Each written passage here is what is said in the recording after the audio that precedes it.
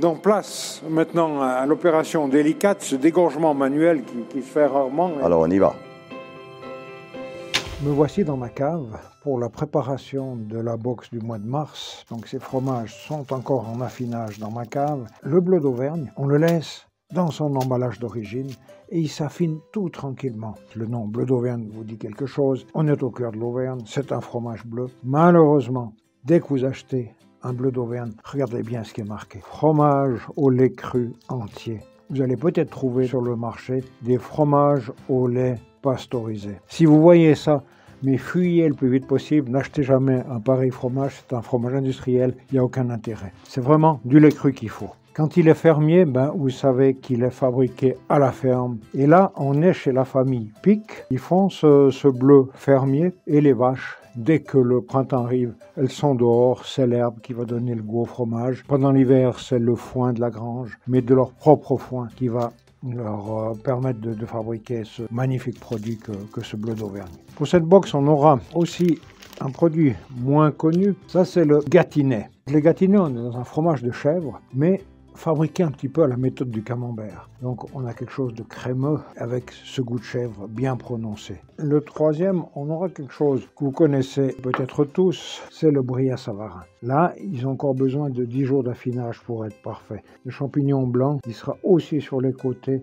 et à ce moment-là, ils seront prêts et ils pourront arriver chez vous. Et voilà notre quatrième fromage pour cette box du mois de mars. Ce fromage, il peut être utilisé pour la raclette et pour manger à la main. Alors, il y a un phénomène qui se produit cette année et j'arrive pas à comprendre pourquoi. Est-ce que c'est parce que nos fromages raclette du Valais ont tellement de succès, mais les fromagers en Valais n'arrivent pas à suivre. Vous voyez, il n'y a pas de grandes quantités et je les affine au fur et à mesure. Pour cette box, vous allez avoir un fromage jaune. Vous aurez cette pointe de petit lait. Ce mois-ci, on va accompagner nos 4 fromages avec un brut.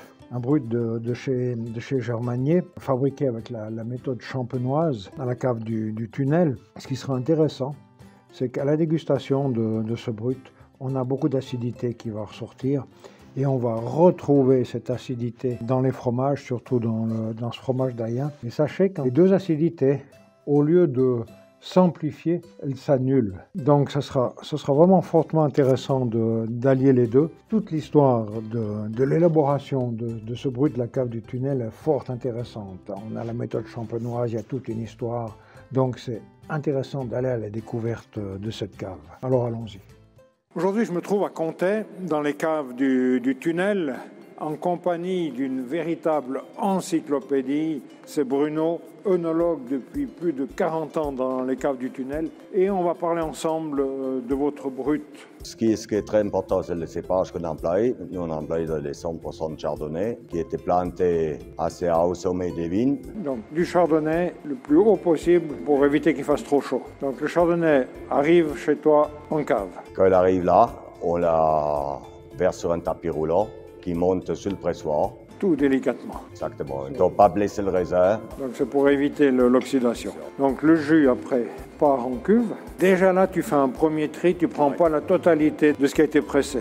C'est très important, tous les avantages pour les bulles, et puis pour les arômes de vin, et puis la structure du vin. Donc c'est la première pressée, on pourrait dire. Première pressée, première partie de pressage. Donc après le vin est élaboré comme un vin, un chardonnay normal. Après le pressurage, on fait le débourbage sur 24 heures, et puis après on met en fermentation en cuve. C'est un vin qui doit être aromatique, rester fruité. Donc le vin est prêt, qu'est-ce qui se passe après? Quand le vin a fini les fermentations, on le met au frais, on le laisse reposer, et puis après, mois de février, on le met à la filtration. Après, pour la prise de mousse, on rajoute de nouveau du sucre, de levure, on la met en bouteille, on couronne avec un capsule inox métallique. Cette bouteille, elle est partie il y a 3 ans. Elle est venue dans ce local, personne ne l'a touchée pendant 3 ans. À l'abri de lumière, température permanente à 13 degrés. Pour ça, on a fait ce tunnel. Il n'y a pas de courant d'air. Donc les lits sont gentiment posés au fond. Et qu'est-ce qu'apportent les lits? Les lits, là-dedans, ils donnent les arômes de retour au vin. Ils protègent le vin pour la continuité de maturation. Donc on a cette bouteille avec plein de dépôts à l'intérieur.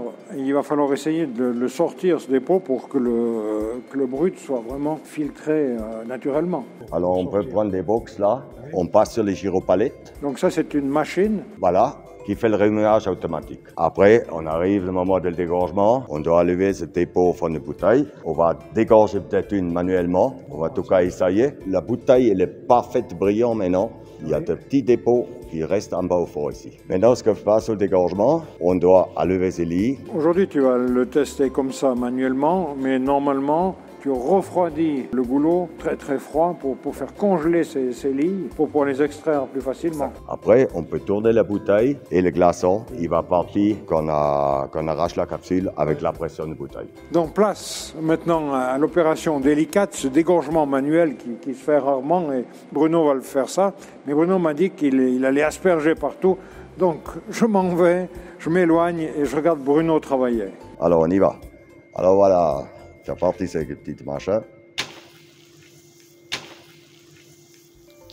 Ouais, je peux revenir, il n'y a pas eu inondation. Ça a réussi à conserver quelque chose? Oui, bien sûr. Alors maintenant, on va faire le contrôle. Donc le but pour toi, c'est que ce soit vraiment... Brillant. Bon, c'est clair, là, maintenant, le gaz carbonique, il est très nerveux. C'est brillant, c'est clair. C'est beau. Hein? C'est beau. Et puis maintenant, on va le déguster quand même. Puis merci beaucoup, santé Claude. C'est très mûr, c'est déjà bien. Après, on sent aussi cette super forte acidité. Mais c'est ça que je recherchais pour mettre avec mes fromages. Je voulais un brut qui ait une belle acidité, mais aussi un petit peu de parfum, qu'on ait vraiment des choses qui ressortent. Ah, sûrement, ça va se marier très très bien. Hein. Un magnifique produit. Et ce qu'il ne faut pas oublier, c'est que ce produit, chaque année, il est mis dans des concours. Comparé avec des champagnes, ça n'a pas l'appellation champagne parce que c'est produit dans le Valais, mais c'est la méthode champenoise et chaque année, ce brut remporte des prix, voire déclasse tous les autres. C'est là qu'en aussi, pour élaborer un produit d'une telle qualité, il faut du temps. Aujourd'hui, tu me parles de 35 ans que vous faites ce produit. Il faut respecter la nature d'un côté, le raisin, il faut respecter le vin, il faut continuer là. C'est très agréable. Hein.